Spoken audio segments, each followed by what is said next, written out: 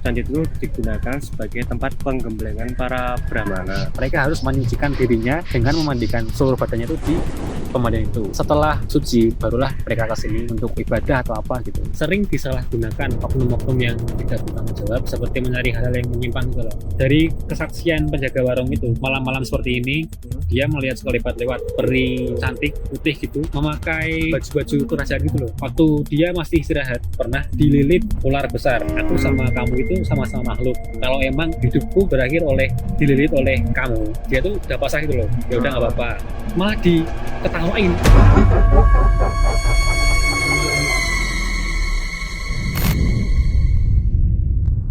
Welcome to Someday. Kembali lagi bersama kita berdua dengan saya sendiri Dimas dan di sebelah saya ada Itu Ya, kali ini kita lagi ada di Candi Ngempon. Kelihatan nggak candinya? Nggak kelihatan ya? Ya nanti kita bisa mendekat ke sana ya. Tapi ini kita beneran ada di Candi Ngempon ya. Dan ini kita kesini jam berapa nih tuh? jam 9. Jam 9, sekitar jam 9 ya. Karena kalau ya pengennya kita mau kesini jam 12-an lebih gitu. Tapi kalau jam segitu kita bisa masuk soalnya pemandian yang buat kita akses masuk itu bisa tutup ya. Makanya kita di bawah jam 12 agar bisa masuk ke sini. Dan ini kita juga beruntung karena ini udah dibuka ya. Tiba-tiba tiba-tiba dibuka. Tadi katanya ibu gerbangnya ditutup barusan Ya, ini ya. ibu yang bilang. ibu yang menjaga salah satu warung di pemandian dekat candi ini. Karena katanya itu kalau malam di sini itu ditutup. Nah ini mungkin harinya kita mungkin ya. Kita Apakah bisa. penjaganya lupa? Aku merinding anjir. Ya. Apakah penjaganya lupa nutup atau dia welcome? Nah itu kita nggak tahu juga. Maybe. Nah kita kesini tujuannya bukan untuk mengusik ya, ataupun merusak candinya. Kita nggak mau begitu. Kita cuma mau mengulas sebuah cerita sejarah dan juga sebuah peristiwa yang ada di sini. Dan tanpa berlama-lama lagi kita langsung aja masuk. Let's go. Sebelum lanjut, saya mau menyampaikan bahwa kualitas audio dalam episode kali ini itu kurang bagus dan kami mohon maaf atas itu. Ini dikarenakan sebuah pemandian air panas yang ada di dekat Candi Ngempon pada malam itu sedang melakukan kegiatan karaoke di luar ruangan, yang mana suaranya itu bocor ke dalam audio kami. Kami sudah berusaha semaksimal mungkin untuk meminimalisir noise tersebut agar tidak terkena copyright, tapi beberapa masih tetap terdengar. Walaupun audionya itu kurang bagus, semoga kalian tetap bisa menikmati episode kali ini.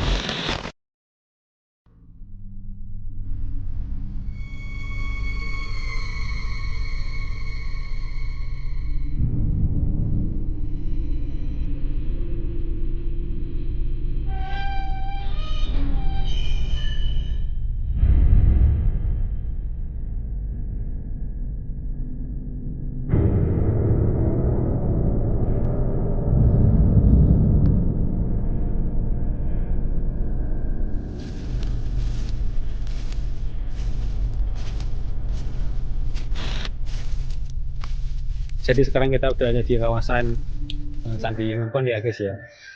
Ya bisa kita lihat ini ada beberapa candi ini. Lebih tepatnya ini ada 4 candi. Di belakang ini masih ada lagi 3 candi yang udah apa ya mas namanya ya, yang udah dibangun lagi ya. Di sekitarannya itu ada seperti reruntuhan atau yang dulunya itu candi cuman Ya rusak tuh. rusak karena tertimbun dulu ya kan, ini kan digalikan dulu kan. Karena termakan waktu, akhirnya pondasinya dulu udah hancur dan belum dibangun kembali. Nah terus ini tuh cerita di balik candinya tuh gimana tuh, sejarahnya atau bagaimana yang terbentuk itu gimana tuh? Jadi menurut sepengetahuanku ini tuh selain namanya Candi Ngempon ini tuh juga disebut Candi Muncul ya. Ini tuh salah satu bangunan dari candi Hindu. Dan dulu waktu pertama kali penemuannya itu ditemukan oleh seorang yang bernama Kasri. Dulu itu dia waktu menemukannya tuh lagi mencangkul sama kakeknya. Ini tuh disebut Candi Muncul mungkin karena dulu itu tertimbun seluruhnya, terus digali itu sama siapa tadi namanya? Kasri itu ya. Ya. Nah baru ketemu candinya itu, terus terbesit julukan untuk menamai candi ini menjadi Candi Muncul gitu kan. Mungkin ya mungkin seperti itu ya.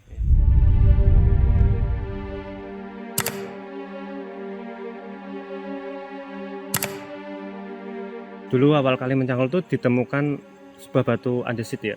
Terus dia lama-lama mencangkul itu ditemukan juga arca. Dan ada juga ditemukan juga 10 patung, salah satunya tuh patung Dirga, Ganesha, Kirana Kinari, sama Nandin. Sekarang patung-patung itu tuh ditempatkan di Museum Ronggowarsito Semarang.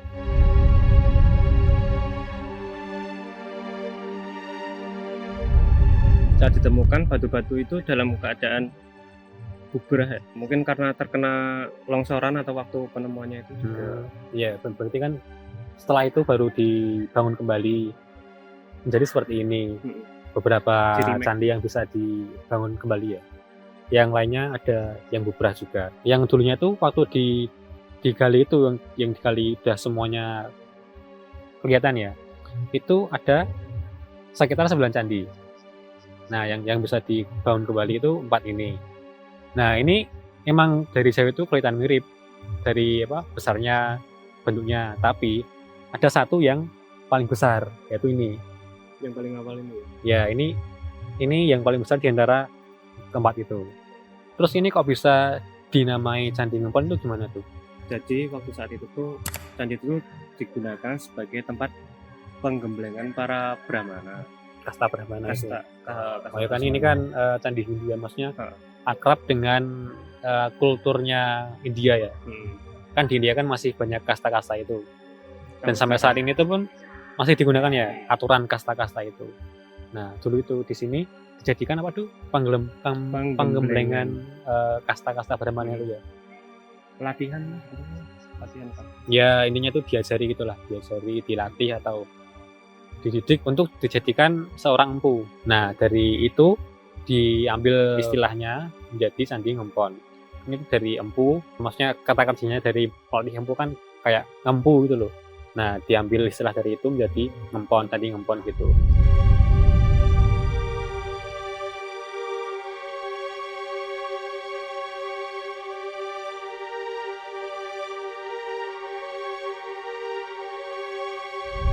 Dulu ditemukannya oleh siapa? Kasri dan kakaknya itu kapan tuh?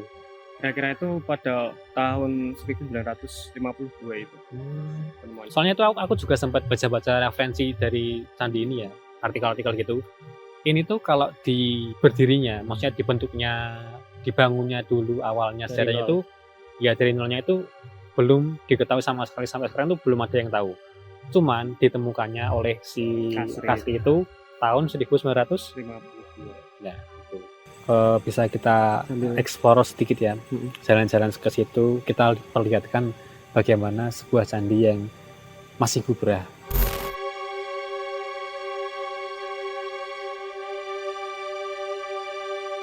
Saya kita lihat seperti ini. Ya, ini dulunya itu candi seperti yang ini ya, seperti yang. Nah, dulunya itu seperti ini. Cuman mungkin belum ada anggaran dari pemerintahan untuk membangun ini ya. Lebih ke ini sih, nggak ada ini mungkin. Batunya itu mungkin. Ya, mungkin juga. Belum ditemukan. Yang ditemukan cuma segini aja mungkin ya. Jadi puzzle-nya tidak tersusun dengan rapi.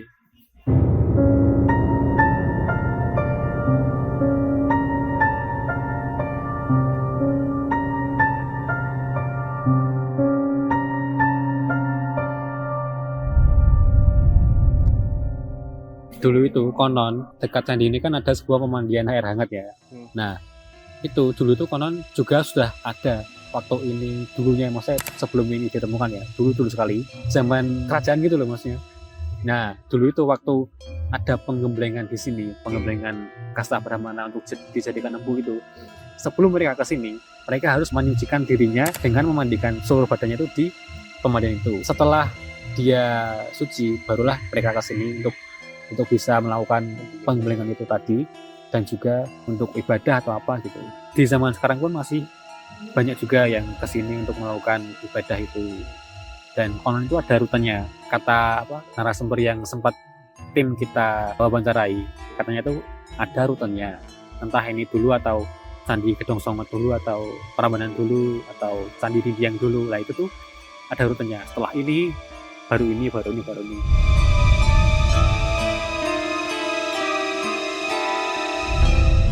Selain itu di sini tuh juga sering digunakan untuk mencari hal-hal yang tidak tidak baik, yang tidak senonoh. Ya mungkin bisa dibilang seperti itu. Itu dilakukan oleh oknum yang nggak bertanggung jawab ya. Nah, mungkin bisa kita bahas di tempat lain, nggak di sini. Mungkin kalau kita bahas di sini malah nggak elok gitu ya. Ya bisa kita beralih dulu dari tempat ini biar bisa lebih nyaman kita membahasnya. Yuk, mending kita keluar dulu.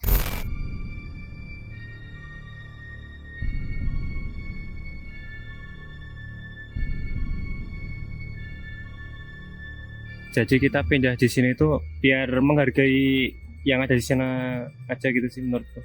Kita nggak sopan aja kalau cerita di tempatnya langsung. Ya biar lebih nyaman juga kita nyeritain hal-hal yang sebenarnya negatif ya di sana.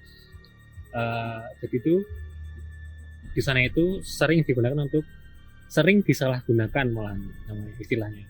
Disalahgunakan oleh oknum-oknum yang tidak bertanggung jawab untuk seperti mencari hal-hal yang menyimpang itu loh. Seperti mencari nomor togel. Kalau seperti yang kita tahu kan, yang umumnya yang kita tahu ya seperti mencari nomor togel itu ataupun pesugihan itu di kuburan atau di apa. Nah, seperti itulah. Itu mereka itu mencari seperti itu di tempat candi tersebut. Nah.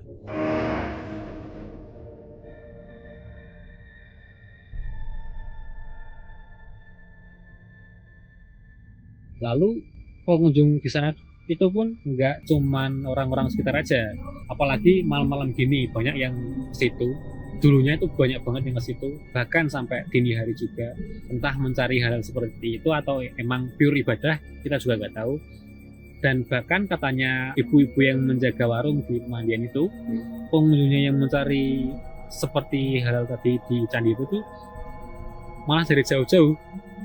Oh, okay, seperti dari Solo, dari Jogja. Kan orang lokal sini. Ya, masuk dari jauh yang seperti itu.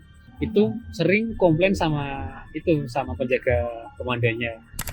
Candinya itu kok tutupan, kok dikunci gitu loh maksudnya. Disuruh buka, tapi nggak bisa. Soalnya bukan haknya wilayah mereka, bukan wilayah mereka untuk mengurusi candi itu. Soalnya kan candi ini kan berbeda wilayah dari pemandian itu. Walaupun dekat banget ya, cuman itu dekat cuma perbatasan dengan kali itu. Ya, yang memisahkan itu cuma sungai itu. Tetapi penjaga dan pengurusnya itu berbeda. Nah, makanya penjaga pemandiannya itu tidak bisa membukakan pintu untuk pengunjung itu. Walaupun penjaga pemandiannya itu masih buka, pemandiannya itu masih buka, cuman kan bukan urusannya mereka lah. Nanti kalau takutnya dibukakan malah menyebabkan hal yang tidak diinginkan, seperti ada yang merusak candinya ataupun mencuri batu-batuannya itu atau vandalisme atau gimana gitu ya.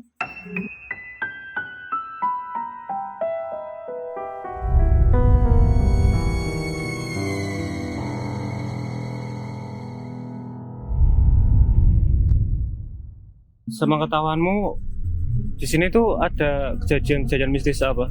Aslinya banyak banget. Cuman kemarin waktu tim kita mencari informasi di sekitar sini, banyak kejadian yang terjadi seperti ada yang diperlihatkan sosok peri cantik.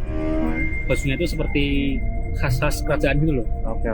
Soalnya kan dulu kan ini candi kan seperti kerajaannya Hindu gitu. Nah, seperti itu. Terus ada juga yang diperlihatkan malah diganggu mungkin ya istilahnya, diganggu pengunjungnya atau orang yang ada di pemandian itu.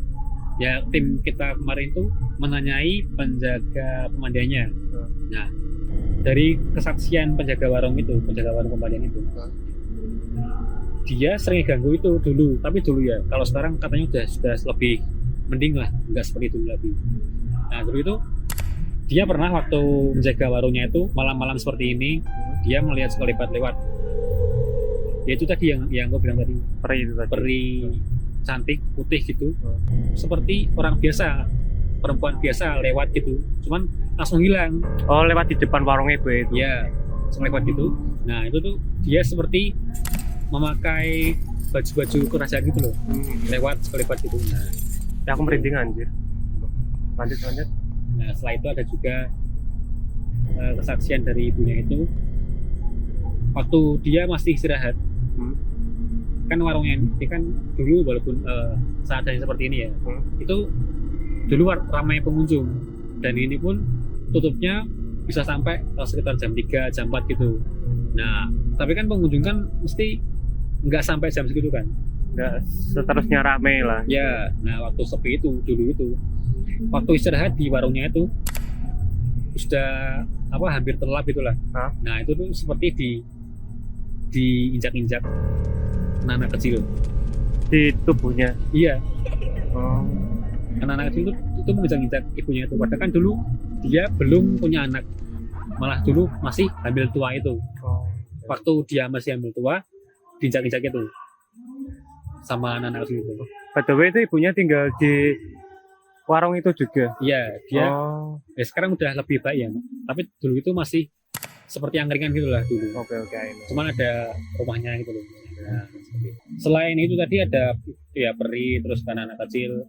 Nah, ibu-ibu itu mengaku juga pernah dililit ular besar.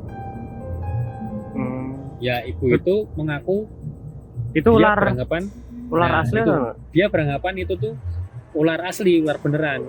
Terus ibunya tuh seperti pasrah dan baca-baca surat-surat Al-Quran gitulah. Baca-baca itu untuk siapa tahu kalau habis dibacakan itu bisa terlepas. Nah, terus dia juga bilang kalau aku ini ibunya ya, aku sama kamu itu sama-sama makhluk. Kalau emang aku berakhir maksudnya itu Sama-sama kalau mati. emang hidupku berakhir oleh dililit oleh kamu. Oh, oke.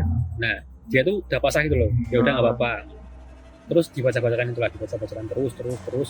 Nah, dibacakan itu malah diketawain. Sempat ketawa berarti itu ularnya. Iya, Atau- ya nggak tahu itu ketawanya gimana ya. Cuman ibunya bilang gitu. Malah diketawain Itu kejadian sore siang malam atau hari.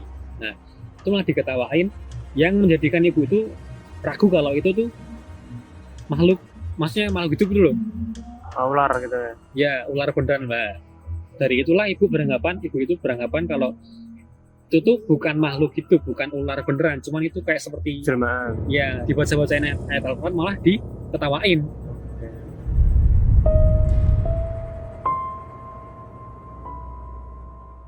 Lalu ada lagi ya seperti biasa itulah, kayak dilihatkan kuntilanak, pocong itu kan Gitu, kalau itu receh ya. ya yo enggak rada sih. Maksudnya receh. Itu kan kembali ke mereka itu menyesuaikan gimana seorang individu itu takutnya apa itu loh. Oke. Kayak semisal kamu kan takut banget sama pocong sama kuntilanak itu. Ya. Enggak Jadi- takut, cuman kalau nyebut itu mesti merinding sih. Enggak tahu kenapa. Nah, mereka itu menyesuaikan gimana kamu takutnya. Tapi kalau untuk penampakan di Candi ini, ibunya pernah tidur enggak? Ya itu tadi yang aku bilang, kayak penampakan pocong kuntilanak itu kan menyesuaikan bagaimana seorang individu itu takutnya kan itu kan. Nah, dan juga ibu itu juga bilang yang muncul di candi itu tuh sesuai dengan apa yang pengunjungnya cari. Paham nggak? Seperti misal gini, ada pengunjung yang emang niatnya jelek. Nah, yang dia temui di sana tuh ya yang berwujud jelek itu. Kalau yang pengunjungnya cari-nyari yang baik-baik, maksudnya bukan untuk kayak yang menyimpang tadi kan, seperti Maaf nih, ya, kalau cari yang baik-baik itu gimana maksudnya itu konteksnya? ya emang mereka pure mau ibadah sesuai keyakinan mereka. Nah, kan ada juga yang menyimpang tuh, ada yang mencari hal yang nggak baik, ada yang mencari pesugihan ataupun togel seperti itu kan, meminta rezeki atau meminta pasangan yang cantik, tapi meminta pada makhluk yang salah. Ya, yang salah itu. Nah, itu ketemunya seperti itu. Nah, dulu ya sebelum, seperti yang aku bilang tadi, sebelum COVID itu satu ramai banget, dua buka sampai pagi, bahkan pagi. Nah, tapi setelah COVID sekarang udah dibatasi, jam 12 itu tutup. Nah, bagi kalian yang mau kesini, jangan melebihi jam 12 ya, jangan melebihi jam 12 agar bisa menikmati pemandian air hangat dan bisa juga melihat-lihat candi Gempon yang estetik.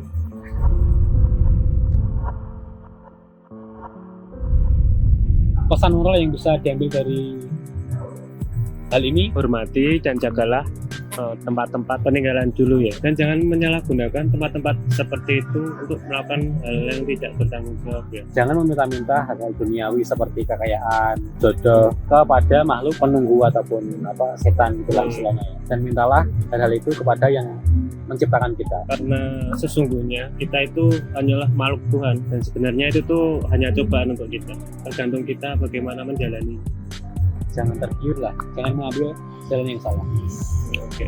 Sekian untuk kali ini, untuk video kali ini. Terima kasih yang sudah nonton sampai akhir dan nantikan video kami selanjutnya. Kalau ada rekomendasi tempat atau cerita atau challenge juga, atau yang mau cerita di podcast kita di segmen yang terbaru Setiap Jiwa Punya Cerita, bisa DM di Instagram atau komen di bawah. Ya, baik.